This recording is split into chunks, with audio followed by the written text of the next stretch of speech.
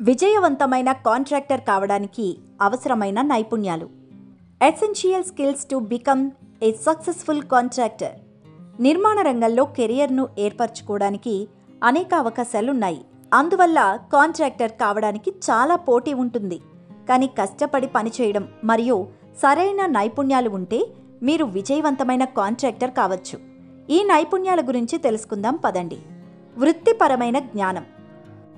నిర్మాణ రంగంలో విజయం సాధించాలంటే ఈ రంగాన్ని నిశితంగా సాధన చేయడం అవసరం.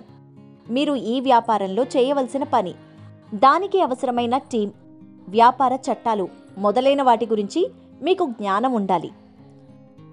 పని ప్రణాళికను రూపొందించడం.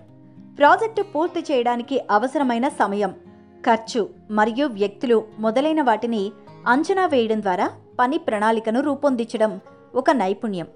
దీనితో మీరు సమయం మరియు డబ్బు ఆదా చేసుకోవచ్చు. నాణ్యతను నియంత్రణ చేయడం. మీరు పని ప్రదేశంలో జరుగుతున్న పని నాణ్యతను క్రమం తప్పకుండా తనిఖీ చేయడం, సమస్యలను గుర్తించడం మరియు వాటిని పరిష్కరించే నైపుణ్యాలను కలిగి ఉండాలి. Team management. మీతో పాటు పనిచేసే వ్యక్తులే మీ టీం.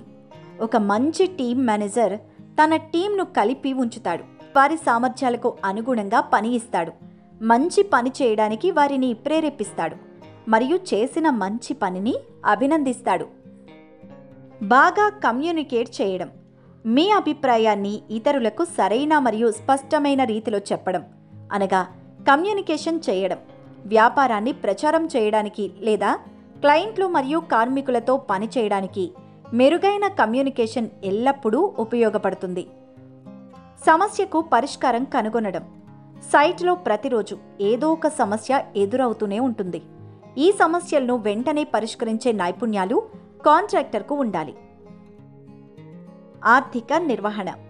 నిర్మాణ పనులలో ఖర్చులను ఖచ్చితంగా అంచనా వేయడం, బడ్జెట్ వేయడం, ఖర్చుల లెక్కలు రాయడం వంటి ఆర్థిక సంబంధిత పనులను చేయడానికి ప్రాథమిక ఆర్థిక నిర్వహణ నైపుణ్యాలను కలిగి ఉండడం ముఖ్యం. బేరసారాలు చేసే నైపుణ్యాలు. పని తీసుకునేటప్పుడు లేదా ఏదైనా వస్తువు కొనుగోలు చేసేటప్పుడు బేరసారాలు ఎలా చేయాలో తెలుసుకోవాలి. ఇది మీ వ్యాపార లాభాలను ప్రభావితం చేస్తుంది. నేర్చుకోవడానికి సిద్ధంగా ఉండడం. నిర్మాణ రంగంలో కొత్త మార్పులు వస్తూనే ఉంటాయి. వాటిని నేర్చుకోవడం ద్వారానే మనం ముందుకు సాగగలం. మీరు కొత్తగా ఏదైనా నేర్చుకోవడానికి సిద్ధంగా ఉండడం ముఖ్యం. ఈ నైపుణ్యాలను నేర్చుకోవడానికి సమయం పడుతుంది, కానీ సాధన మరియు అనుభవంతో మీరు వాటిని సులభంగా నేర్చుకోవచ్చు. ఇప్పుడు మీకోసం ఒక పని.